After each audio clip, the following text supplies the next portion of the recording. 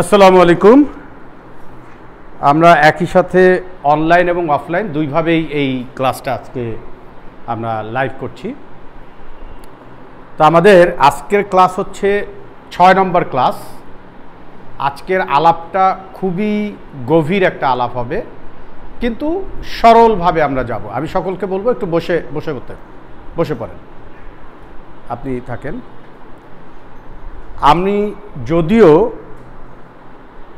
আলোচনাগুলো ধারাবাহিকভাবে আমাদের চলছে, কিন্তু সবাই সব আলাপগুলো হয়তো পাচ্ছি না, কিন্তু আজকে আমরা একটা টেস্ট কেস হিসেবে আমরা এটাকে ভিডিও লাইভে চলে গেছি। Art of investment management.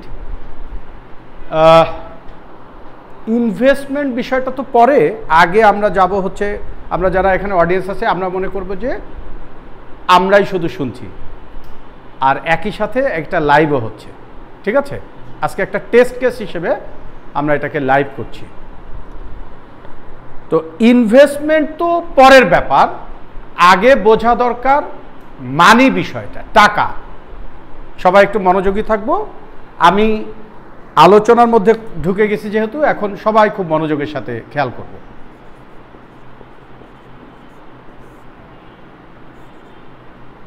মানি বা টাকা, এই টাকাটা আমাদের জীবনে আসলে ওয়ার্ক করে কিভাবে? আমাদের সকলেরই আত্মা জাগ্রত হয় টাকা দেখলে, রাইট? একজনে ধরেন আপনার সামনে 1 লাখ টাকার মানে 1000 টাকার 100টা নোট বান্ডিল রাইখা গল্প সুযোগ করতেছে, খুচরা করে দিতেছে, আপনার একটু কেমন কেমন লাগবে না? যে বাহ, ভালোই তো বড় লোক আছে না? এই অনুভূতি তো হবে। আমরা একটু আলোচনার মধ্যে ঢুকে পড়ি। এই অনুভূতি তো হবে সবার, নাকি হবে না? এখন প্রশ্ন হলো, টাকার প্রতি যদি এই অনুভূতি হয়, এই কাগজের প্রতি সেই অনুভূতি হয় কেন? টাকার প্রতি আমাদের এই অনুভূতি হয় যদিও টাকা কাগজেরই একটা ছাপানো বা বিশেষভাবে ছাপানো রূপ, তাই তো? ছাপানো কাগজই তো।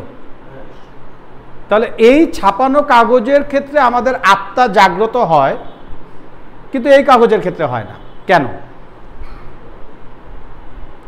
যে কারণে হয় না, এই বোধটাই হচ্ছে ফাইন্যান্সিয়াল ইন্টেলিজেন্স বা আর্থিক বোধ বুদ্ধির প্রাথমিক পার্ট।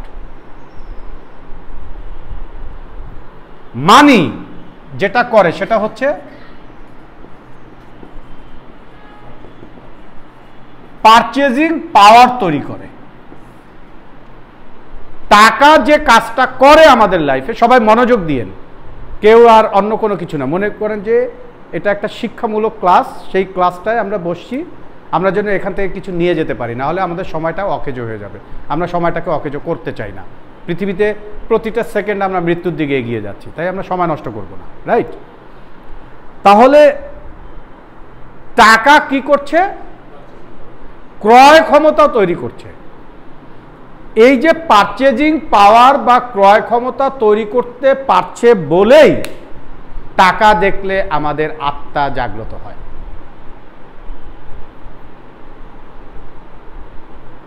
Yes or no? তাহলে টাকা কেন আমাদের আত্মাকে জাগায়? কারণ টাকা আমাদের পারচেজিং পাওয়ার দেয়, ক্রয় ক্ষমতা দেয়। এই ক্রয় ক্ষমতা বিষয়টাকে যদি আমরা নজর দিই, যে আমার ক্রয় ক্ষমতা কতটুকু, যার ক্রয় ক্ষমতা যতটুকু তার জীবন ততটুকু বাউন্ডারির মধ্যে থাকে। যার ক্রয় ক্ষমতা যতটুকু তার জীবন ততটুকু। এটা সাউন্ড সিস্টেমটা ঠিক করেন, আবার একটু সংযোগ দেন, ইয়াটা বাদ দিয়েন না, ভিডিওটা চলুন। টাকা কি করে খেয়াল করেন, আপনারা অডিয়েন্সটা খেয়াল করেন, টেকনিক্যাল পার্ট যারা দেখছে তারা দেখুন। টাকা তাহলে কি করছে? ক্রয় ক্ষমতা তৈরি করছে। আর এই ক্রয় ক্ষমতা থাকলেই আপনার জীবনে যত ধরনের ব্যয় আপনি নির্বাহ করছেন আলামিন ভাই মনোযোগ দেন, this is not your business, your business is mine, right? Please look at me. টাকা ক্রয় ক্ষমতা তৈরি করছে। ক্রয় ক্ষমতা তৈরি হলে কি হচ্ছে, আপনার জীবনে যতগুলো খরচের জায়গা আছে, যতগুলো আকাঙ্ক্ষার জায়গা আছে, সবগুলোকে আপনি আপনার জীবনে বাস্তবতায় রূপান্তরিত করতে পারছেন, তাই তো? দ্যাটস ওয়াই, হ্যাঁ সেটা তো করছেই, কিন্তু আগে বুঝতে হবে যে টাকার প্রতি আমাদের এই আসক্তিটা কেন। কারণ আপনি তো ভুল জিনিসের প্রতি আসক্ত। আসলে তো টাকা ব্যাপারটা তো আসল খেলা না। সমস্যাটা কোথায়? না, টাকা তো কাগজের নোট। জিম্বাবুয়েতে যখন ইনফ্লেশন এই পর্যায়ে গেল যে বস্তা ভরে টাকা নিয়ে গিয়েও আপনি বাজার করতে পারছেন না। ভেনেজুয়েলাতে এটা দেখেছি আমরা, পৃথিবীর বিভিন্ন দেশে দেখা গেছে না, তো কাগজের বস্তা নিয়ে যাইতেছে, যে একটা পাউরুটি কিনতে 1 বস্তা টাকা। তাহলে ব্যাপারটা কেমন হলো? কেন এটা ঘটে? কারণ টাকাটা আসল ব্যাপার না, ওই প্রিন্টেড পেপারসটা আসল ব্যাপার না। আসল ব্যাপার হচ্ছে ক্রয় ক্ষমতা, এই তো। আচ্ছা, এবার আমরা দ্বিতীয় ধাপে যাব। এই ক্রয় ক্ষমতাটা বা পারচেজিং পাওয়ারটা তৈরি হয় কিভাবে? আমরা যে সাধারণ মানুষ, আমাদের মধ্যে মূলত সারা জীবন কষ্ট করার বা আমাদের জীবনটা কষ্টে সৃষ্টে যাওয়ার যাদের যায়, যারা আর্থিক পিরামিডের অর্থকে যদি আমরা এইভাবে একটা পিরামিডের সাথে তুলনা করি, তাহলে আর্থিক পিরামিডের গোড়ার দিকে যাদের বসবাস, মানে নিচের দিকে যাদের বসবাস, প্রত্যেকটা সোসাইটিতে আমরা যদি এখন ধরি, আমাদের সোসাইটিতে মোর দ্যান 80% পিপল, 80 ভাগের বেশি মানুষ ভালো জীবনযাপন করতে পারছে না। ইভেন মৌলমানবিক চাহিদাগুলোই ঠিকমতো পূরণ করতে পারছে না। প্রশ্ন হলো কেন? টাকার জন্য। সবাই মনে করে টাকার জন্য, কিন্তু আসলে টাকার জন্য না, পারচেজিং পাওয়ারের জন্য। তাহলে পারচেজিং পাওয়ারটা তৈরি হয় কোথার থেকে, সেইটা আগে লোকেট করা দরকার। এর জন্যই বলা হয় যে টাকা বস্তুগত বিষয় না, মানসিক বিষয়। আগে টাকাকে মনের চোখ দিয়ে দেখতে পেতে হয়। তাহলে আর্থিকভাবে যারা আমরা কষ্টের মধ্যে থাকি, তাদের অন্যতম একটা সমস্যা হচ্ছে আমরা টাকাকে অন্তর্চক্ষু দিয়ে দেখতে পাই না, মনের চোখ দিয়ে দেখতে পাই না। বসানোটা ভালো হয়নি মিতা, এখন ওইগুলো নিয়ে আসেন, মোবাইল রাখেন, গ্রুপে দেওয়া শেষ না, রাখেন রাখেন। এই যে সবাই যদি এইভাবে করে বসতো তাহলে কি সুবিধাটা হইতো? তাহলে এই যে পিছনের থেকে দেখতে অসুবিধা হইতো না।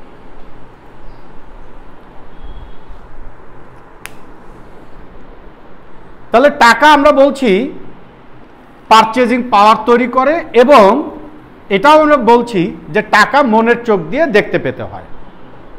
ইনভেস্টমেন্ট পরে, আগে তো টাকা অর্জন করতে হবে। তাহলে টাকা আসে কিসের বিনিময়ে, এটা আগে আমাদের দেখা দরকার। চলেন আমরা একটু দেখি, একটু ফাঁকে ফুঁকে সবাই একটু এই গ্যাপটা পূরণ করে বসেন। এটা দৃষ্টিকটু লাগতেছে, মানে শব্দ না করে দ্রুত দ্রুত, শব্দ করেন না, আস্তে আস্তে ইয়া করে ফেলেন, আস্তে আস্তে আস্তে আস্তে আস্তে আস্তে। হ্যাঁ, আমরা একটু খেয়াল করি।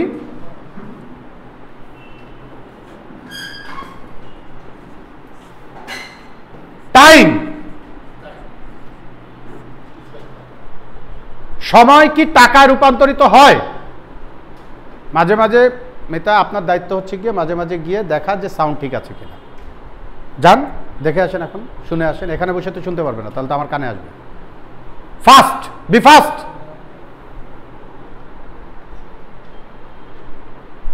টাইম টাকায় রূপান্তরিত হয়। একজন ব্যক্তি ব্যাংকের সামনে একটা রাইফেল হাতে দাঁড়ায় আছে অথবা একটা লাঠি হাতে, গুলি বেরোয় কিনা সময় মতো আমরা জানি না, তাই না? বেরোয় না? হইতেও পারে, না হইতে পারে, কারণ আসলে ডাকাত আসলে বোঝা যাবে যে গুলি বেরোয় কিনা। ওকে, তাহলে এখন উনি কি দিচ্ছেন? উনি সময় দিচ্ছেন, ওনার কিন্তু সেই অর্থে আর কোনো কাজ নাই। যদিও অনেক ব্যাংক এখন তাদেরকে একটু কিছু কাজ শিখিয়েছে, যে অন্তত এই যে গেট দিয়ে ঢুকলেই এই যে মেশিনটা থাকে, মেশিনটায় অন্তত তুমি মেশিনটা অপারেট করতে শেখো, যে কাস্টমার কোন সেবাটা চায় সেটা চাপ দিয়ে কাগজটা যাতে তাকে টোকেনটা ধরায় দিতে পারো, এইটুক কাজ অন্তত তোমার প্রোডাক্টিভিটি। তার মানে ওখানে কি যুক্ত হলো? আমি খুব বাস্তব জীবন থেকে আলোচনা করে টাকাকে দেখাবো। তাহলে ওখানে টাইমের সাথে কি একটা স্কিল যুক্ত হয়েছে? ওই ব্যক্তিটা আগে শুধুমাত্র টাইম দিতেন, আগে ওই ব্যক্তিটা কি দিতেন? শুধু টাইম দিতেন। এখন টাইমের পাশাপাশি কি দিচ্ছেন? তার দক্ষতাটা যুক্ত করছেন, টাইম অ্যান্ড স্কিল। তাহলে এই দুইটা যুক্ত হয়ে টাকা তৈরি করছে, রাইট? ব্যাংকের ম্যানেজার সাহেব কি করছেন? টাইম দিচ্ছেন, স্কিল দিচ্ছেন, আর কি তার মেধা যুক্ত করছেন না? তার থটস, তার আইডিয়াস, হ্যাঁ, এগুলো যুক্ত করছেন কিনা? তাহলে এইগুলো সব তো কনভার্টেড হচ্ছে টাকায়। তাহলে ফোকাসটা কোন দিকে করা দরকার? টাকার দিকে না এগুলোর দিকে? এখন আমাদের প্রবলেম হচ্ছে, সোসাইটির সমস্যাটা যে জায়গাটায়, এগুলোর দিকে আমাদেরকে শেখানো হয় না যে তুমি বাবা টাকার দিকে তাকাও না, তুমি এগুলোর দিকে তাকাও। ছোটবেলায় দাদি বলতেন, চুরি বিদ্যা বড় বিদ্যা, যদি না পড়ো ধরা। তাহলে ধরা না পড়ে কিভাবে চুরি করতে হয় এটাও নাকি একটা বিদ্যা, এটাও নাকি একটা নলেজ। আমরা বাংলাদেশের দারুণ উদাহরণ পাচ্ছি, তাই না? বড় চোররা ধরা খায় না, ছোট চোররা ধরা খায় না। তার মানে বোঝা যাচ্ছে যে চুরি বিদ্যাও একটা বিদ্যা, নেগেটিভ পজিটিভ অন্য আলাপ, কিন্তু বিদ্যা মানে সেটা টাকায় কনভার্টেড হচ্ছে। একজন ব্যক্তি তার দক্ষতা অনেক কম, অর্থাৎ তাকে যদি রিয়েলি পরীক্ষা দিয়ে একটা ধরেন সচিব হতে হয় সাপোজ, তাহলে উনি ফেল করবে, কারণ ওনার ওই পরিমাণ মেধা নাই। খেয়াল করবেন, এগুলো কিন্তু খুব ক্রিটিক্যাল আলোচনা, এগুলো ক্রিটিক্যাল থিঙ্কিং। কিন্তু তার একজন মন্ত্রী মামা আছে, এইবার তার যে গ্যাপটুকু ছিল, অর্থাৎ তার যে একেবারেই দক্ষতা যোগ্যতা নাই তা না, কিন্তু মেরিটাল যে স্কেল বা মেধাভিত্তিক যে স্কেল মানদণ্ড, সেখানে সে টিকবে না।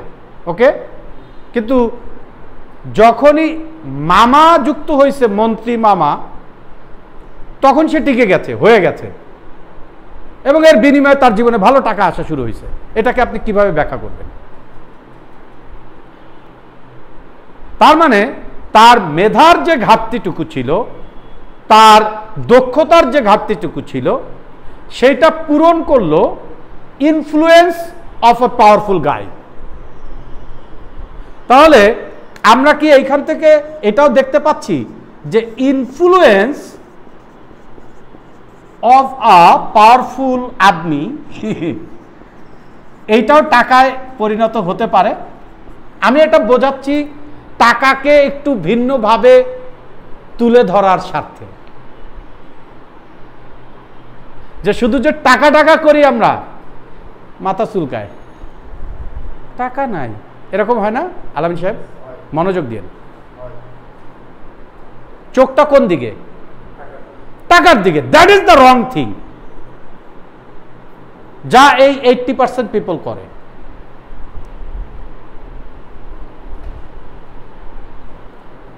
সবাই দোষারোপ করে,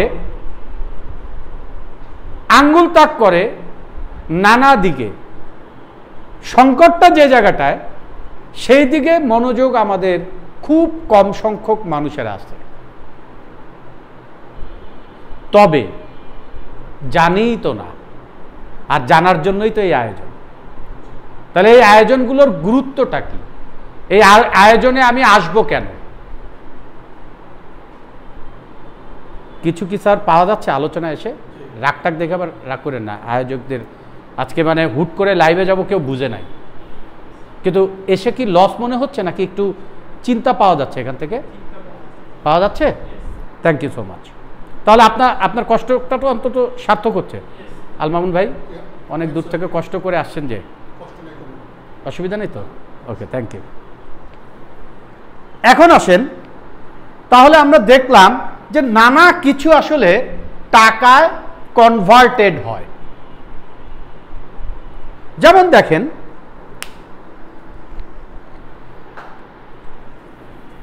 অপরচুনিটি চিনতে পারা, ভালো করে খেয়াল করবেন। এই গল্পটা হচ্ছে লিভারেজের গল্প। কি গল্প? লিভারেজ। মিনার কার্টুন দেখেছিলাম না আমরা ছোটবেলায়? ওই যে ম্যাডাম, একটা খুব দাপুটে ম্যাডাম, খাটো গোটো কিন্তু সাইজে বড় না, সেই ম্যাডাম খুব দাপুটে। তো এই দাপুটে ম্যাডাম কি করছে? সামহাউ ওই আলমারির পিছনে চাপা পড়ছে নিচে। একটা কার্টুনে পর্ব ছিল, মিনার কার্টুনে। তো মিনা আবার শিখেছে হচ্ছে লিভারের ব্যবহার। হ্যাঁ, লিভার পদ্ধতি। বাচ্চারা তো ওইটা তুলতে পারছে না, এটা তো অনেক ভারী। কিন্তু যখন এই লিভার ব্যবহার করলো, ম্যাডামকে টেনে বের করা গেল। তাহলে লিভার থেকে লিভারেজ। লিভারেজ ব্যাপারটা হচ্ছে কোনো কিছুর, কোনো একটা টেকনোলজির বা কোনো একটা বুদ্ধিমত্তার, যে কোনো কিছুর একটা বাড়তি সুবিধা পাওয়া। কারণ সবাই মিলে শক্তি প্রয়োগ করছিল, কিন্তু ওই আলমিরাটা তুলতে পারছিল না। লিভারেজ ব্যবহার করার পরে, মানে লিভারেজ নেয়ার পরেই বাড়তি সুবিধাটা যুক্ত হলো, অর্থাৎ ওই যে বলটা ব্যবহৃত হলো, ফলে ম্যাডামকে টেনে বের করা গেল। রাইট? এখন আলাপটা যখন লিভারেজে যাবে, তখন আমরা মানির ক্ষেত্রে আসলে এই লিভারেজটা কিভাবে নেওয়া হচ্ছে? পৃথিবীতে এই লিভারেজ মানি ফ্লো বাড়িয়ে দেয় মানুষের জীবনে। যারা আর্থিক পিরামিডের একটু উপরের দিকে, তারা নানা ধরনের লিভারেজ পায় বা নেয় বা সৃষ্টি করে। এই বটমের 90% পর্যন্ত পিপল এগুলো বোঝেও না, সারা জীবনেও কারো কারো বোঝা হয় না। যেমন আমার বাবা সারা জীবনেও বোঝে না।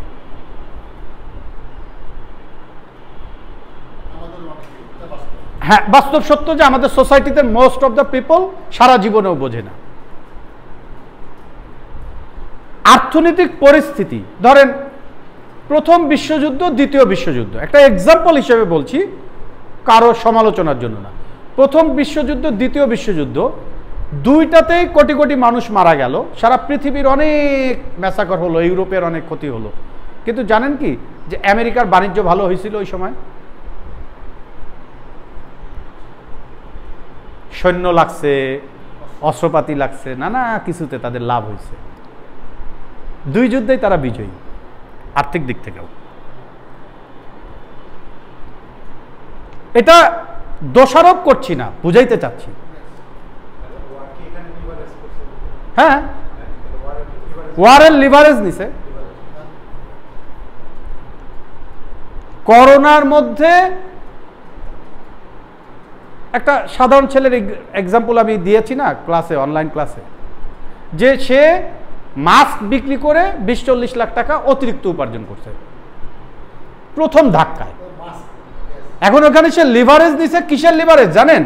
কিসের leverage? Fear of human kind. মানুষের, সোসাইটির মানুষের ভয় থেকে সে একটা লিভারেজ দিছে। আমরা অনেকে গিয়ে মাস্ক পাই না, মাস্ক কারাকারি করে কিনতে দেখছেন আপনারা করোনার শুরুর দিকে? মাস্ক পাওয়া নাও যাইতে পারে, এই টাইপের একটা ব্যাপার স্যাপার।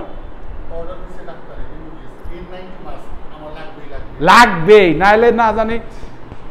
আমি ব্যাংকে গেলাম, মাস্ক একটা পরলাম, ওইটা N90 মতোই দেখতে, কিন্তু N90 না, মনে করেন এটা C90, মানে চায়না 90।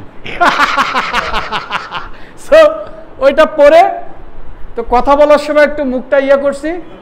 পাশে এক ভদ্রলোক, সে শুধু মাস্কই পরে নাই, সাথে একটা এরকম যে প্লাস্টিক পুরা একেবারে ধরেন অ্যাপ্রন ট্যাপ্রন পরা অবস্থায় একটু দূরে গিয়ে কথা বলেন, 2 ফুট না 3 ফুট কত জানি দূরে পাঠায় দিছিল আমাকে। সরি। তার আতঙ্ক দেখে আমি আতঙ্কিত হয়ে গেছি যে ভাইরাস তো তাহলে পরে মারবে, এ যে সাইজের লোক, এক ঘুষা দিলে তো আমি এমনই মরে যাবো, তার চেয়ে তার হাত থেকে আগে বাঁচি। সে এত আতঙ্কগ্রস্ত। এই আতঙ্ক কি? ফিয়ার। ওইখানে কি আওয়াজ হয়েছে? তাহলে আমার এটা যাচ্ছে না, কানেকশনটা আবার দেন। এই ফিয়ার থেকে একটা লিভারেজ দিছে ভাই, ওইদিকে তাকান না ফরিদ ভাই, ওইটা উনি করুক শুধু। পৃথিবীতে ডিস্ট্রাকশন এড়াইতে পারাটা বিরাট বড় একটা যোগ্যতা, আমি বলে দিলাম। ডিস্ট্রাকশন এড়াইতে পারতে হবে। মনোযোগ, পৃথিবীর কোনো কিছু আপনার কোনো ক্ষতি করতে পারবে না যদি আপনি মনোযোগী থাকতে পারেন। It is a test. আমরা নানা কিছুর দ্বারা বিভ্রান্ত হই, যা কিছু আমাদের নিয়ন্ত্রণের বাইরে সেটা নিয়ে আমরা বেশি আতঙ্কিত হই। দরকার নাই তো। পৃথিবীতে সবাই যদি সবার দায়িত্ব ঠিকমতো পালন করতো না, পৃথিবী সুন্দর হয়ে যায়। প্রবলেমটা কি? প্রবলেম হচ্ছে আমরা আমাদের সবার দায়িত্ব ঠিকমতো পালন করি না। যে যার কাজটা ঠিকমতো করলেই হয়। আমি কি বোঝাইতে পারতেছি? ওকে, সো লেটস মুভ, পরের আলাপে যাই।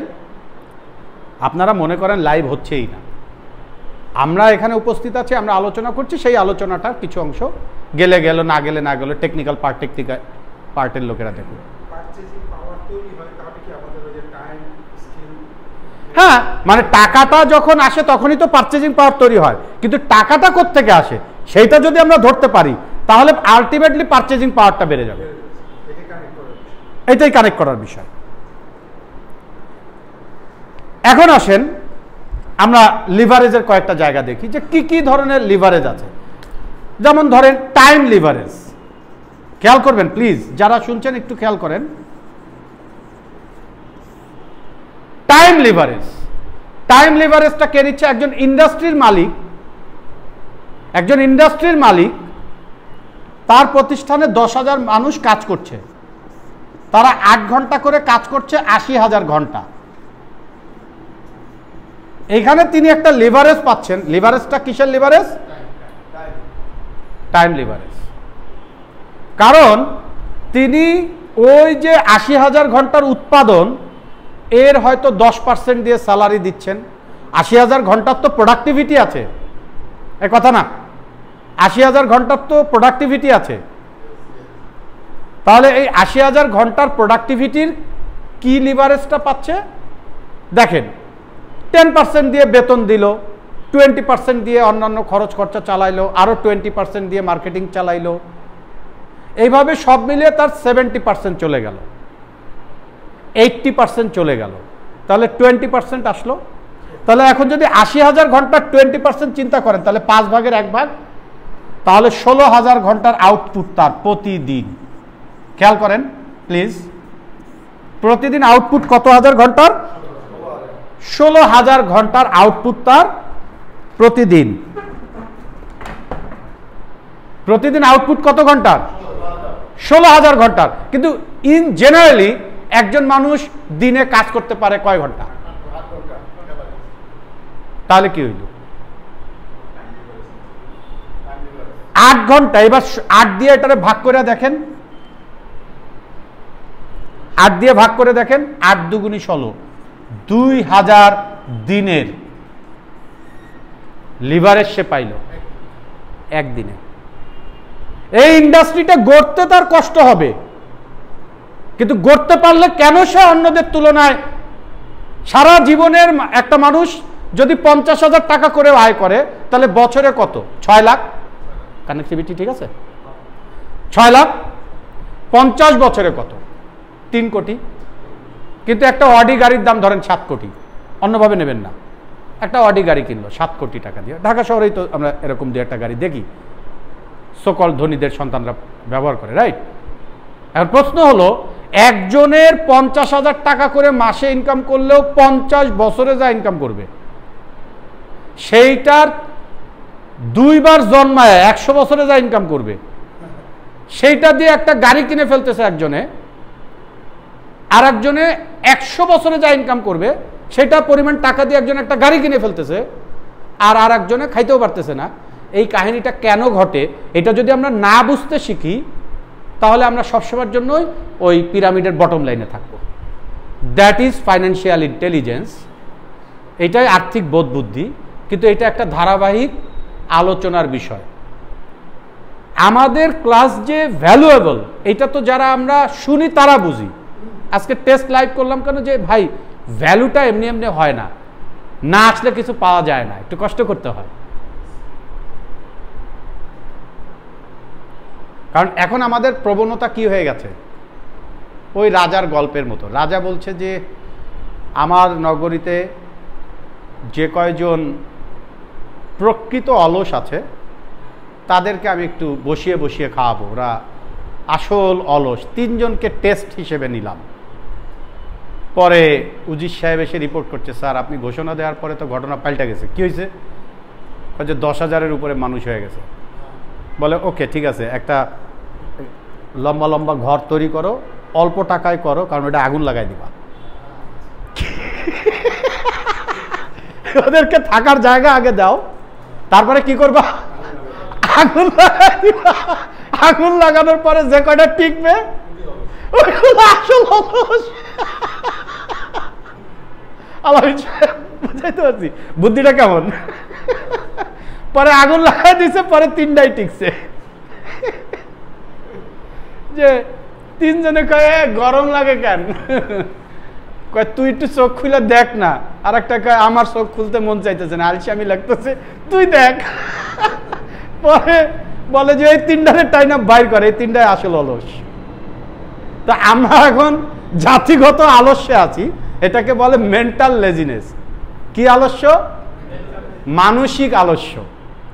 মানসিক আলস্যের কারণে আমরা সত্য দেখতে পাই না, সত্য বুঝতে পারি না, বুঝতে চাইও না। কারণ বুঝতে গেলে মাথা ঘামাইতে হয়। যেমন ধরেন আপনি যদি ব্যাডমিন্টন খেলতে যান, ক্রিকেট খেলতে যান, ফুটবল খেলতে যান, প্রথম কয়েকদিন দেখবেন কি জানেন, হাত পায়ের কি অবস্থা, ওরে বাবারে, দাঁড়াইতেই খবর হয়ে যাবে না? কেন? কারণ গ্ল্যান্ডগুলো ফুলে গেছে। কারণ মাংসপেশি আপনাকে প্রতিনিয়ত এই জাতীয় চর্চার মধ্যে দিয়ে যেতে দেখে না, তার চর্চা নাই। কিন্তু কয়েকদিন 3 মাস কন্টিনিউ করেন, দেখবেন সহজ হয়ে যাবে। তো ব্রেনটা কি মাংসপেশি দিয়ে তৈরি না? তো ব্রেনটা যদি মাংসপেশি দিয়ে তৈরি হয়, তাহলে ব্রেনটাকে কাজে লাগালেও ধীরে ধীরে ধীরে ধীরে ব্রেনটা কি করে? শক্তিশালী হয়। এইটাকেই ব্রেন ডেভেলপমেন্ট বলে। আর এই ব্রেন ডেভেলপমেন্টের জন্যও আমাদের ক্লাসগুলো করা দরকার। Yes or no? দেন করতালি যেহেতু দিবেন তাই জোরেই দেন, যাতে আওয়াজটা পাওয়া যায়। Thank you. এখন আসেন, আমরা কিন্তু ধারাবাহিকভাবে যাচ্ছি। একটা দেখালাম কি, টাইম লিভারেজ। এবার আমরা দেখেন টাইম লিভারেজটা কি বুঝতে পেরেছি? এখন মোস্ট পিপল, যে ব্যক্তি কষ্ট করে এই ইন্ডাস্ট্রিটা গঠন করবে তার স্বাভাবিকভাবেই একটা কর্তৃত্ব আপনার উপরে প্রতিষ্ঠিত হবে, বা এই 10,000 পিপলের উপর প্রতিষ্ঠিত হবে। এটাকে অস্বীকার করার উপায় আছে? এখন আমরা হয় কি, জীবনটা আসলে এইরকম, মানে দেখেন এইরকম, পৃথিবীর সব বিষয়গুলো কিরকম, মানে এই সাইডটা যখন আপনি দেখছেন তখন বিপরীতে আর একটা সত্য থাকতে পারে, এটা আমরা অনেকেই কাউন্টিংয়েই নেই না। আজকে যাকে আপনি দেখছেন পার্সোনাল বিমান নিয়ে উড়ে বেড়াচ্ছে, আপনি তার অনেক সমালোচনাও করছেন, কিন্তু একবার চিন্তা করছেন না যে এই ব্যক্তিটা একসময় রাস্তায়ও থেকেছে। ফরিদ ভাই, আজকে যাকে বিমান নিয়ে উঠতে দেখছেন, সমালোচনা করছেন, রে হাপো কি, হাপো মানে বোঝেন নাই, হালার পো, সংক্ষেপে বুঝতে হবে, ঠিক আছে? যে হাপো, হ্যাঁ, গরিবরে ঠকাস না বাবা, সে গরিবরে ঠকাইতেছে না, সে বলেও নাই কাউরে গরিব থাকতে। সিস্টেমেটিক প্রবলেম আছে, সেটাকে আমরা অস্বীকার করছি না, বাট আপনি যে পয়েন্ট অফ ভিউ থেকে শুধু বলছেন শ্রমিকের এইটা দেখতে হবে, ওইটা দেখতে হবে, সব ঠিক আছে, বাট এটাও কি আপনি একটু কাউন্টিংয়ে নিয়েছেন যে শ্রমিকদের জন্য যে কর্মকাণ্ডের জায়গাটা তৈরি করলেন, কর্মসংস্থান তৈরি করলেন, সেই ব্যক্তিটার বিভিন্ন জায়গা থেকে বিভিন্ন কালারের সুতা বেরিয়েছে এক সময় এটা তৈরি করতে গিয়ে। সো রেসপেক্ট হিম। একজন উদ্যোক্তাকে কেন রেসপেক্ট করতে হবে? ওই কারণেই বলি, কারণ সে যে 10,000 মানুষের লিভারেজটা নিচ্ছে, আজকে আমরা যখন আলোচনা করছি তখন আমরা লিভারেজটা নিয়ে আলোচনা করছি, মনে হচ্ছে 10,000 মানুষ, কিন্তু ওই 10,000 মানুষের প্রতিষ্ঠান তৈরি করতে তার জান বেরিয়ে গেছে। আমি এইটুক তো অন্তত বোঝাতে পারছি যে শুধু এক পাশ থেকে দেখলে হবে না, আপনি যখন এই পাশটা দেখছেন সেটা একটা সত্য, বিপরীতেও সত্য আছে। এই জন্যই ন্যায্যতা যখন বলি, আমরা যেমন হেস্তাত্ত্বিক আলোচনা করি না, হিউম্যানিটি, ইকুইটি, জাস্টিস, সেটার মধ্যে ইকুইটি হচ্ছে ন্যায্যতার কথা বোঝানোর স্বার্থে আমরা ওইটা বলছি। এখন এই ন্যায্যতা নিশ্চিত হবে কিভাবে? যাতে করে মালিকও না ঠকে, যাতে করে শ্রমিকও না ঠকে। কিন্তু মালিক ইনকাম করলে মালিকের অনেক দোষ। আমি আর কি এগুলো বলছি কেন? কারণ এগুলো দিয়ে আমি কথা দেখি তো, যখন বেতন দিতে পারে না তখন কিন্তু গালাগাল আছে, রাইট? কিন্তু যখন যখন তার সিস্টেমটাকে রান করিয়ে রাখতে হয়, বছরের পর বছরও কখনো কখনো পলিটিক্যাল কারণে, ন্যাচারাল ডিজাস্টারের কারণে, সোশ্যাল কোনো কারণে তার যখন ইনকাম থাকে না, কিন্তু কর্মী বাহিনীকে চালায় নিতে হয়, তখন তখন কি মালিকের পক্ষ নিয়ে মিছিল হয়? স্যার, ফরিদ স্যার, তাইলে কি হইল? তাহলে তো ন্যায্য হইল না। তার মানে আমি বলতে চাচ্ছি, আমি একটু আলোচনা ভিন্ন ট্র্যাকে নিয়ে এইটুকু একটু বলে দিলাম যে লিভারেজটা দেখে আমরা যেন, কারণ আমাদের মধ্যে প্রবণতা আছে, আমি দেখেছি সোসাইটিতে আমাদের একটা প্রবণতা আছে, ধনী মানেই খারাপ, এরকম একটা দৃষ্টিভঙ্গি আছে। কেন? এ তো মিথ্যা কথা। ব্র্যান্ডশের বলছেন, being rich means striving for balance in all aspects of your life. ধনী হয়ে ওঠা মানে জীবনের সবগুলো দিকে একটা ব্যালেন্স পজিশনিংয়ে পৌঁছানো, একটা ভারসাম্যপূর্ণ অবস্থানে পৌঁছানো। পরিবারে আপনি একজন গুরুত্বপূর্ণ ব্যক্তিত্ব, পরিবারে আপনার একটা কথার দাম আছে, এই দাম আপনি জোর করে, এই আমার সাইজ দেখছো, মনে করেন আলমামুন ভাই যদি চিন্তা করে যে সাইজ দেখছো, কর্তৃত্ব আমার না তোমার, তখন সবাই বলবে যে আসসালামু আলাইকুম বস। এটা না হয় সাইজ দিয়ে প্রমাণ করতে পারলেন, কিন্তু আমি কি করব? তাহলে সাইজ দিয়ে করা যাবে না। এটা আপনার বুদ্ধি, জ্ঞান, আপনার চাল চলন, আপনার মতামত, এগুলো যখন সকলের স্বার্থ সংরক্ষণ করছে, সকলকে ইন্সপায়ার করছে, সকলকে হেল্প করছে, তখনই কিন্তু সে আপনাকে রেসপেক্ট করছে। Yes or no? So it is earned. এটা কি? আর্নড, অর্জিত। ডিমান্ডেড হলে হবে না।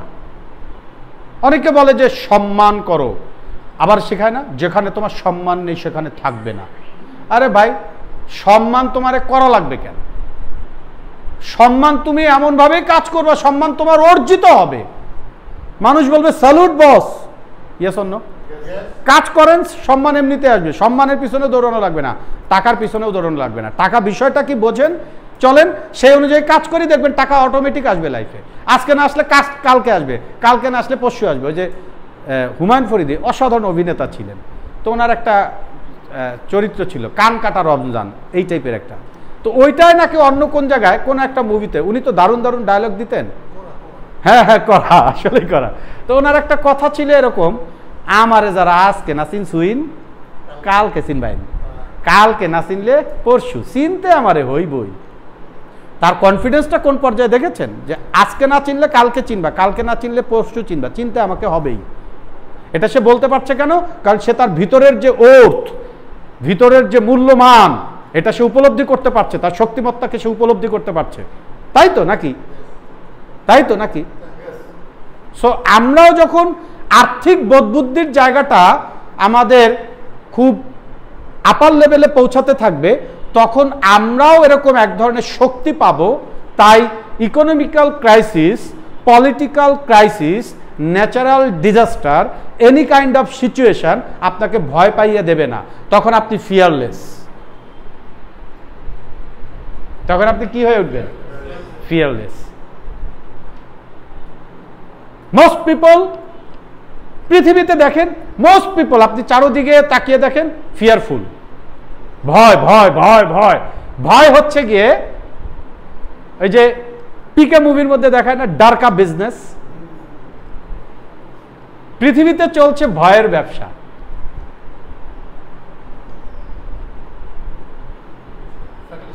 মনে করেন যদি বাংলাদেশ যদি ডরায় না, তা ভালো হয় না? মনে করেন ডরে যদি বাংলাদেশ কয় চায়না ভাই আম করে 10টা অস্ত্র দাও, 10টা স্টেলথ বিমান দাও, আর যদি কয় আমেরিকা ভাই তুমিও 20টা দাও, দুই বড় ভাইয়ের কাছ থেকে কিনি, নাইলে কে আবার কার কাছ থেকে কিনবো বলে আবার আম করে একটা কিল ঘুষা দিতে পারে পিছন থেকে, না? কিন্তু ব্যাপারটা কোথা থেকে আসবে? এটা করে কি আছে? অ্যাটাক করতে পারে শত্রু রাষ্ট্র। আমি এটাকে কিন্তু অস্বীকার করছি না, এই বাস্তবতা ক্রিয়েটেড, বাট এটা আমাদেরকে ফিলসফিক্যালিও বুঝতে হবে যে পৃথিবী এখন কোথায় পৌঁছেছে। এই জায়গায় পৌঁছাইছি আমরা। তো চলেন আমরা আবার লিভারেজে ব্যাক যাই। তাহলে এই আলাপটুকুও কিন্তু বোঝাপড়ার আলাপ। তাহলে আমরা একটা দেখলাম কি, টাইম লিভারেজ দেখলাম না? Time leverage. এরপরে আছে কি? মানি লিভারেজ। কি লিভারেজ? টাকা, মানি, এর একটা লিভারেজ আছে। যেমন দেখেন,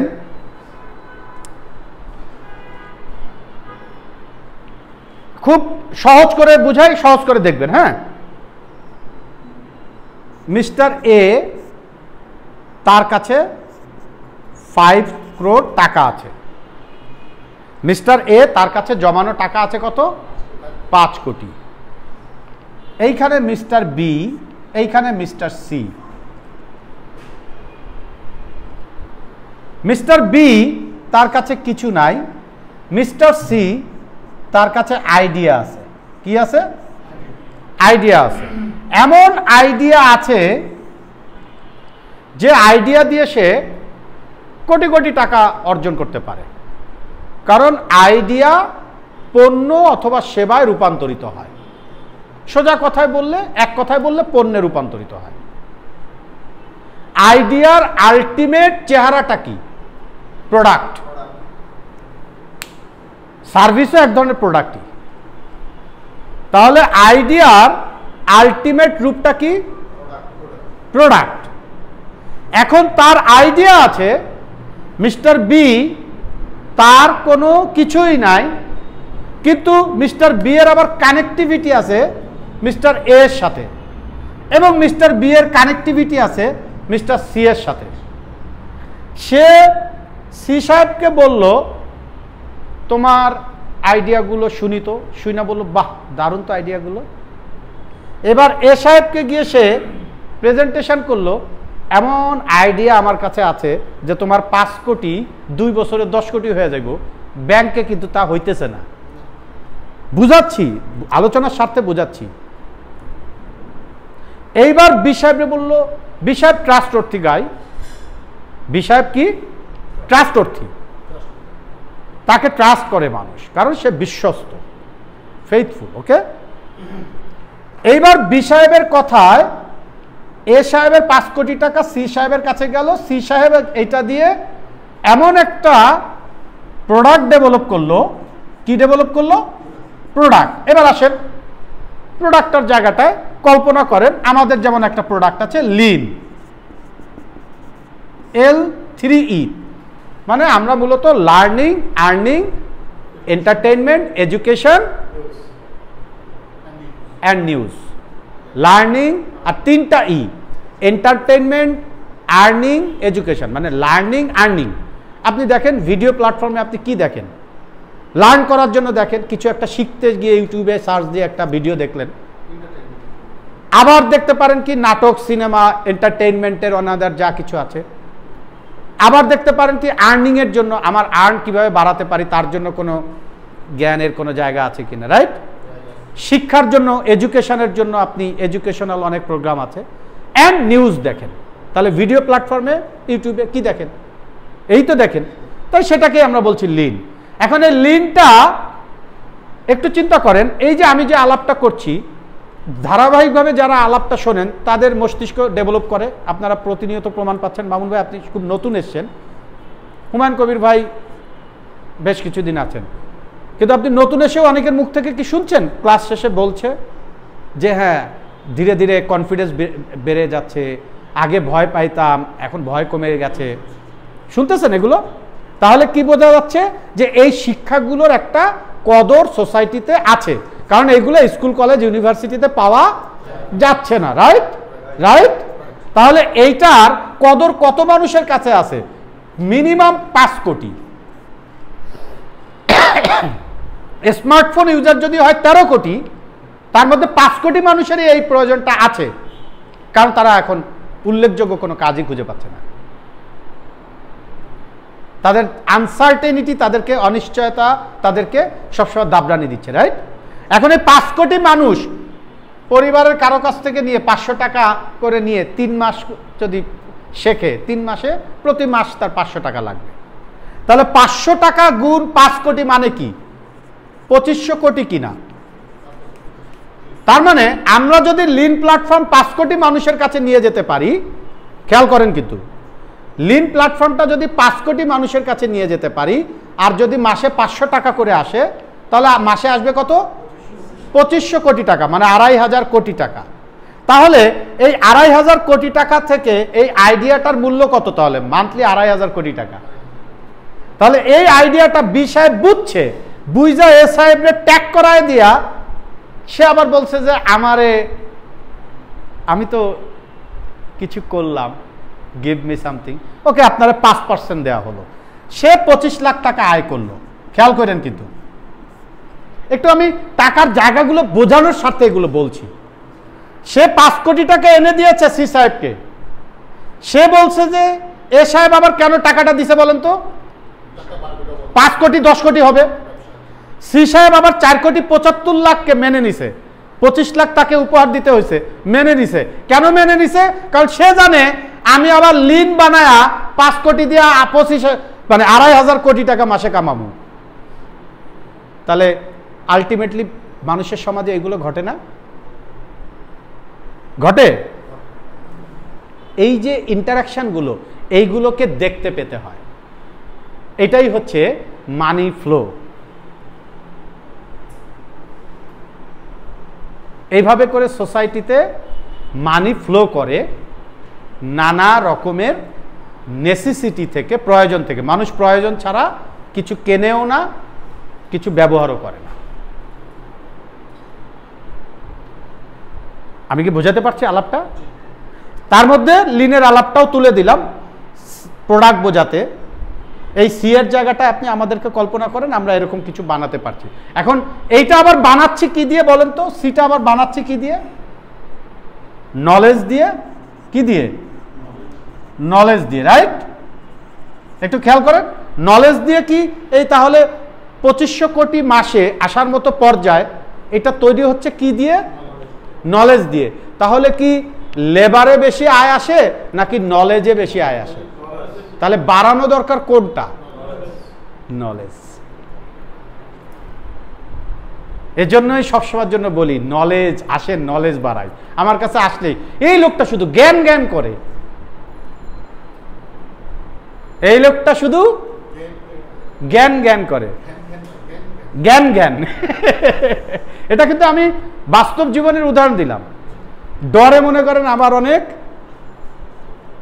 মানে এটা নাকি রবি ঠাকুরেরও গল্প, সবার গল্পই থাকে।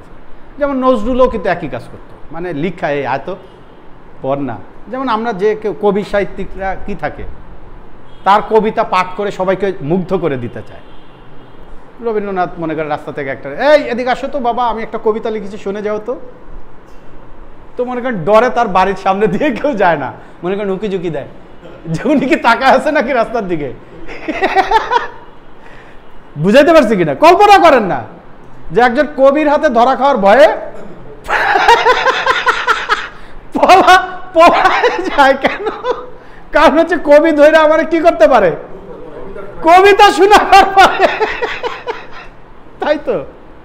তো আমার ক্ষেত্রেও এরকম বিড়ম্বনা আছে যে ওনার রুম অফ থটসে ঢোকা যাবে না, তাহলে কি করবে? জ্ঞান জ্ঞান করবে। কি করবে? জ্ঞান। কিন্তু জ্ঞানের কথা কেন বলি এবার বুঝছেন? কারণ জ্ঞান টাকায় কনভার্টেড হয়। স্যার বুঝাইতে পারছি? জ্ঞান কোথায় রূপান্তরিত হয়?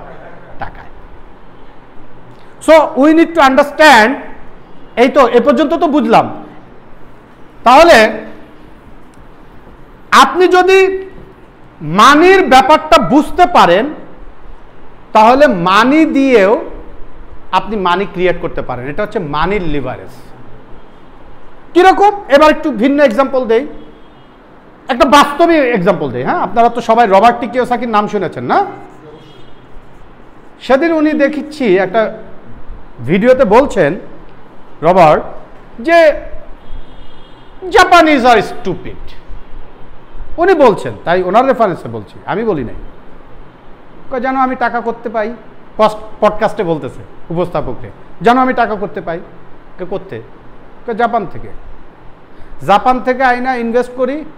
আমি ওই স্টক মার্কেট ওইসবে বিশ্বাসী না, কারণ উনি ইস্টার্ন, তো উনি real product, real value, gods money এগুলোতে বিশ্বাসী। আমি খাদ্যে বিনিয়োগ করি, অর্থাৎ যেখানে খাদ্য উৎপাদিত হয়, যেমন খামার, যেমন এগ্রিকালচার, আমি অয়েলে বিনিয়োগ করি। তাহলে উনি লিভারেজটা নিচ্ছে কি? রবার্ট মানির লিভারেজটা নিচ্ছে কিভাবে নিচ্ছেন দেখেন।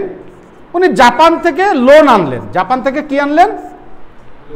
লোন। যে তুমি, আমি তো টাকা পয়সা আমার আছে, কিন্তু আমি তো টাকা পয়সা ভালো ব্যবহার বুঝি না। আলামিন ভাই খেয়াল করেন, কিন্তু টাকা পয়সার ব্যবহার আমি ভালো বুঝি না, কিন্তু তুমি রবার্ট তো বোঝো।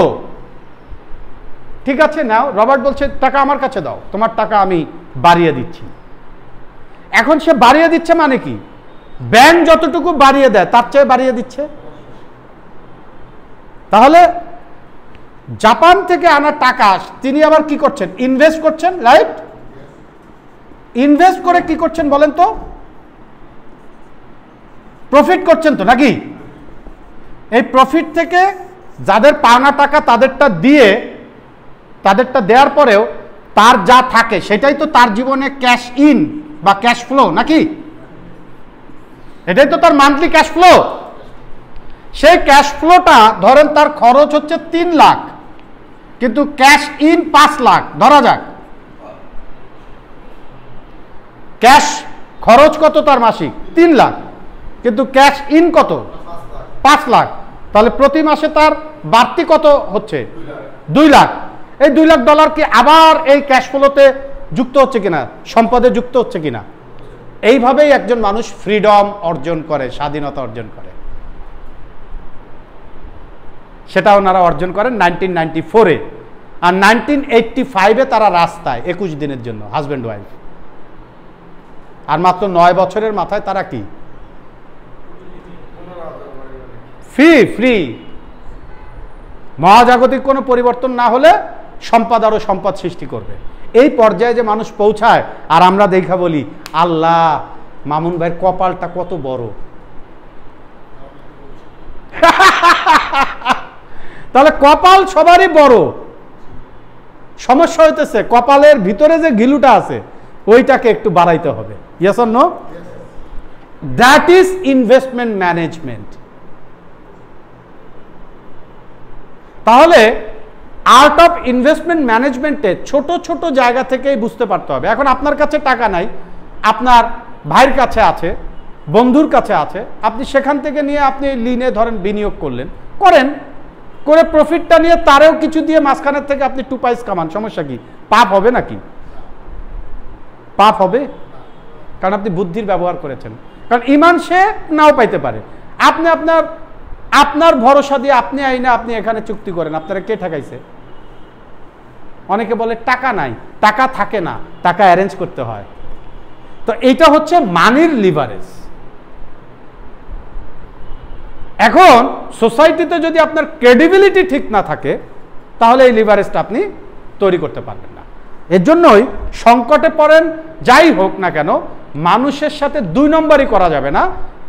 কোন একটা সংকট স্ট্রেট সত্য কথা বলতে হবে, কিন্তু মিথ্যা বললে আপনার ক্রেডিবিলিটি নষ্ট হবে।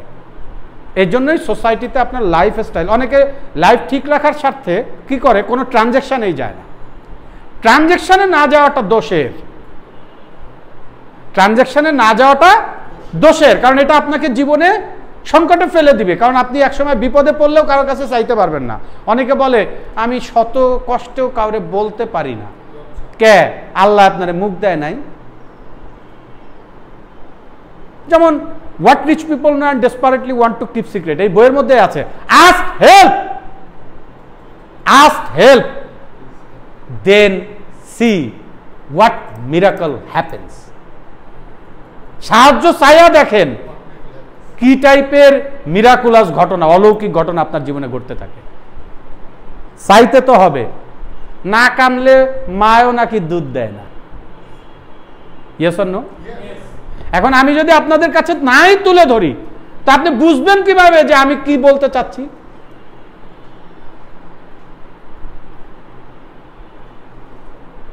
তাহলে তো ওই যে বৌদের মতো আচরণ না, বোঝো না।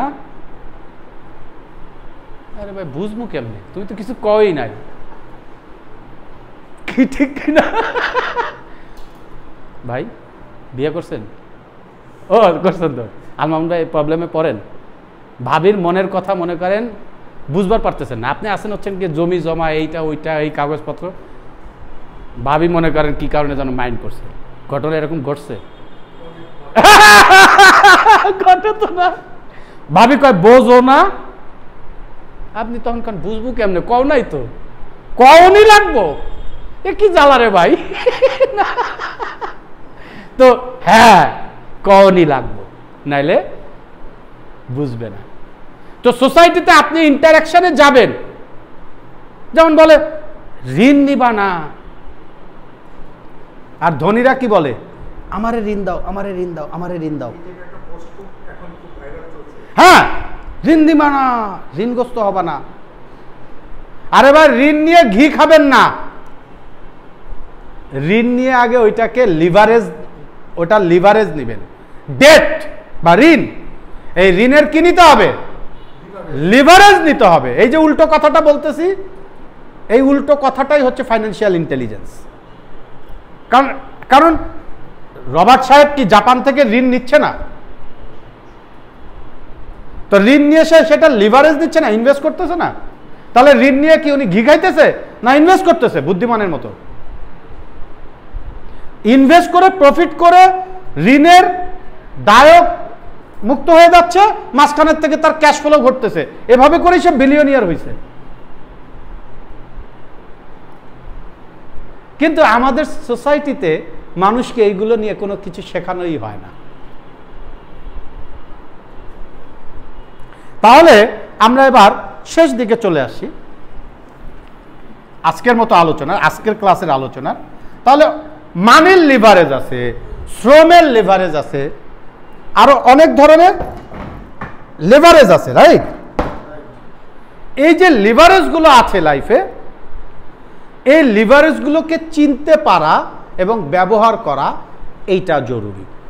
আমরা হয়তো একটা ক্লাসে কয়েকটা আলোচনা পাবো, আবার আর একটা ক্লাসে আর এক ধরনের আলোচনা পাবো, কিন্তু সবগুলো মিলিয়েই হচ্ছে আমাদের ধীরে ধীরে মস্তিষ্ক ডেভেলপ করার ঘটনাটা ঘটবে, ওভারনাইট ঘটবে না।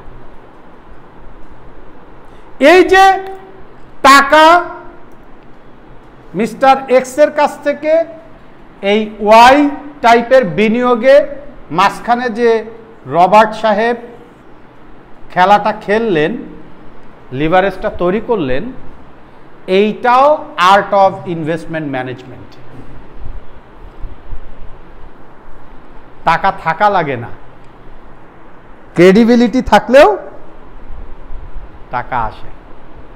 শুধু উপযুক্ত মানুষের কাছে উপযুক্ত সময়ে উপযুক্ত প্রপোজালটা করতে হয়, নাইলে মামু হয়ে যাইতে হয়। আল মামুন সাহেব, সময় মতো যদি আই লাভ ইউ এটা না বলেন, তাহলে তার বিয়ে হয়ে যাবে অন্যত্র, তার বাচ্চা হবে, তারপরে সেই বাচ্চারা সব এসে বলবে বাবা মামাকে সালাম দাও।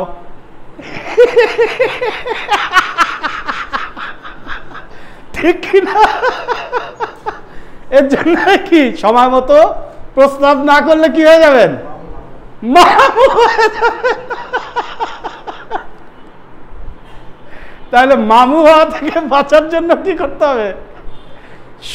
এখন অনেক সময় মাথায় আসতে পারে যে আল্লাহ, অতীতে যদি এই ক্লাসটা পাইতাম তাহলে অনেক মামু হওয়া থেকে বাঁচা যাইতাম নাকি? হ্যাঁ, এটা হইতে পারে, কিন্তু এখন ওইটা ভাইবার লাভ নাই। সামনের যে ফিনান্সিয়াল ইন্টেলিজেন্সের ব্যাপার আছে, অন্তত ওই জায়গাটা মামু না হই। আর ইয়েস আর নো স্যার? অতীতে যে মামু হয়েছি সেটা বাদ দেই নাকি? এখন ভবিষ্যতের মামু যেন আর না হই, সেই দিকে ফোকাস করি। ঠিক আছে? তো এখন একজন মানুষ যখন ইনভেস্ট করে, এই জায়গাটা একটা চার্ট আছে, চার্টটা দেখে আলোচনা শেষ করে দেব, তারপরে প্রশ্নোত্তর পড়বে, আমরা প্রশ্নোত্তর পড়ব, আলাদা করে বসবো না, কিন্তু আপাতত আলাপ শেষ করব। একটু খেয়াল করি, খুব এখন কিন্তু খুব একটু গভীরভাবে খেয়াল করবো। হ্যাঁ, দেখেন, খুব সিম্পলি আমি কয়েকটা গল্প বলবো, সিম্পলি বলবো, সিম্পলি বুঝবেন। ধরেন এই একটা পয়েন্ট, এই একটা পয়েন্ট, এই আর একটা পয়েন্ট, ওকে? আমরা তিনটা পয়েন্ট বোঝার চেষ্টা করি। এ পয়েন্ট থেকে সি পয়েন্ট, এই বি পয়েন্ট। আমরা খেয়াল করে দেখলাম যে যখন একজন মানুষ টাকা দেয় আবার টাকা নেয়, টাকা দেয় টাকা নেয়, সেখানে কিছু আমাদের অ্যাসেট তৈরি হয়। অ্যাসেট সবসময়ের জন্য যে বস্তুগত হবে তা না, অভিজ্ঞতা নামক বা জ্ঞান নামক অ্যাসেটও তৈরি হয়, আইডিয়া নামক অ্যাসেটও তৈরি হয়। এই যে একজন মানুষ টাকা দিল আমাদেরকে, আবার নিয়ে গেল, মাঝখানে যে অ্যাসেটটা তৈরি হয়ে গেল, এটাই হচ্ছে ফ্লাইং মানি মডেলের মূল কথা।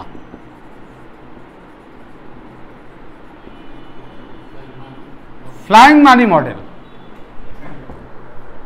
এই ফ্লাইং মানি মডেলটা আমরা সুন্দর করে একটু নামকরণ করেছি FMEM, ফ্লাইং মানি ইকোনমিক মডেল। কেন ফ্লাইং মানি ইকোনমিক মডেল? কারণ এটা এমন এক মডেলে পরিণত হচ্ছে চর্চার মধ্য দিয়ে, যে একজন মানুষ ফ্লাইংভাবে আপনাকে অর্থ দিল। ফ্লাইংভাবে দিল কেন? কারণ তার যখনই দরকার তখনই সে রিটার্ন নিয়ে যেতে পারছে, কিন্তু ওইটাকে কাজে লাগিয়েই আমরা লিনটা বানিয়ে ফেললাম। খেয়াল করবেন, ওইটাকে কাজে লাগিয়ে কি বানিয়ে ফেললাম? লিন বানিয়ে ফেললাম, কম্পোজারের একটা প্রজেক্ট বানিয়ে ফেললাম, SFIর একটা প্রজেক্ট বানিয়ে ফেললাম। স্যার কি বুঝাইতে পারতেছি? আলামিন ভাই, স্যার, তাহলে এই যে সার্কুলেশনটা হলো, এর মাঝখানে কিন্তু বাড়তি অ্যাসেট তৈরি হয়ে গেল। এখন এইটা ম্যানেজমেন্ট করার জন্যই আমরা আর্ট অফ ইনভেস্টমেন্ট ম্যানেজমেন্ট ক্লাসও নিচ্ছি, যে আমরা অহেতুক মানুষের কাছ থেকে কিছু নিতব না, তার জীবনে একটু ভ্যালু অ্যাড করে দিব, তাকেও খেলাটা শিখিয়ে দেই। কারণ শেখালে জ্ঞান কমে না। জ্ঞান এমন একটা মজাদার ব্যাপার যে এটা ছড়িয়ে দিলে কমে না, বাড়ে। আর সবচেয়ে বড় কথা কি, যে সোসাইটির মানুষ তো ভালো নাই আমাদের সোসাইটি। তো ভালো না থাকাটা এটা সংক্রামক ব্যাধির মতো সকলকেই খারাপ রাখে। তাই ভালো সোসাইটিতে থাকলে, সবাই ভালো আছে, এটা এক ধরনের নিরাপত্তা তৈরি করে। তাছাড়া আমরা যদি আরেকটু আপার লেভেলে যেতে পারি, অর্থাৎ চিন্তায়, তাহলে আমরা বুঝতে পারবো যে মানুষের একা একা ভালো থাকা যায় না। আজকে আমাদের মধ্যে যে ভয় ভীতি, আজকে আমাদের মধ্যে যে ধরনের আতঙ্ক, কারণ একসময় মিডিয়া এত বেশি মানুষের ঘরে ঘরে হাতে হাতে, এখন তো হাতের মুঠোয় মিডিয়া, তাই না? ফেসবুক ওপেন করলে সেটাও একটা মিডিয়া, তো সোশ্যাল মিডিয়া, বাট একটা মিডিয়া, তো একটা গণমাধ্যম। তো আপনি বিশ্বের বিচিত্র বিষয়ে অ্যাট আ টাইম জানতে পারতেছেন। সেখানে ভুল তথ্যও আছে, সঠিক তথ্যও আছে। কোনটা আপনি নিবেন, কোনটা বর্জন করবেন, সেটা হচ্ছে আপনার বুদ্ধিভিত্তিক অবস্থান অনুযায়ী নির্ধারণ করতে হবে। ওইটা সচেতনতার ব্যাপার। কিন্তু মিডিয়া তো, তাহলে মিডিয়া দ্বারা আপনি অনেক তথ্য পাচ্ছেন। এই যে তথ্যের ফ্লো, এই তথ্যের ফ্লোর মধ্য থেকে আপনার মস্তিষ্ককে উন্নত তথ্যের দ্বারা আরো উন্নতকরণ করাটাই হচ্ছে আপনার আমার কাজ। তো এখন টেকনোলজি আমাদের জন্য সহজ করে দিয়েছে বিষয়গুলো, কিন্তু সেটার দ্বারা আমরা অনেকেই বায়াসড হয়ে যাচ্ছি।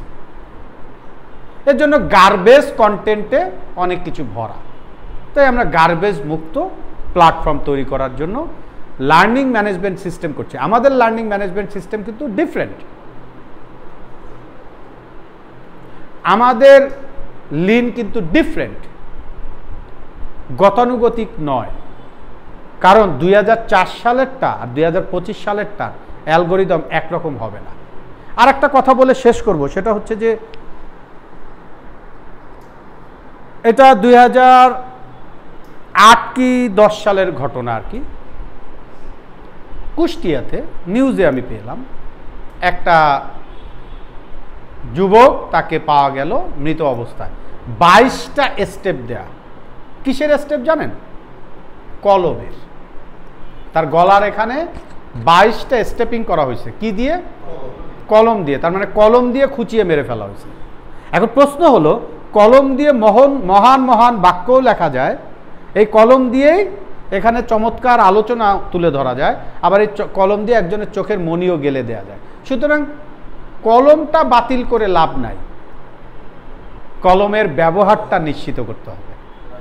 আমাদের সোসাইটির মানুষ আমরা অনেক সময় বুঝে উঠতে পারি না যে কোন বিষয়টার দিকে আমাদের ফোকাস করা দরকার। আসলে পৃথিবীর সব কিছুরই খারাপ ভালো আছে, কিন্তু সঠিক বেঠিক, খারাপ ভালো এগুলো খুঁজে বের করাটা যার যার বুদ্ধিভিত্তিক ব্যাপার। তো এটা যদি সঠিক জায়গা হয়, তাহলে এখানে বিনিয়োগ করাটা কি হবে? নিরাপদ হবে এবং লাভজনক হবে। এইটুক বুঝলে আমাদের উচিত হবে পুরো বিষয়গুলোকে আরো গভীরভাবে অনুধাবনের চেষ্টা করা। তো আমরা যেহেতু লাইভ সেশনে আছি, আমার মনে হয় যে লাইভ আজকের মতো এইটুকুই থাকুক। সবাইকে অসংখ্য ধন্যবাদ আমার কথা মনোযোগ দিয়ে শোনার জন্য। কোনো কথায় কেউ মাইন্ড করবেন না। Thank you. আসসালামু আলাইকুম।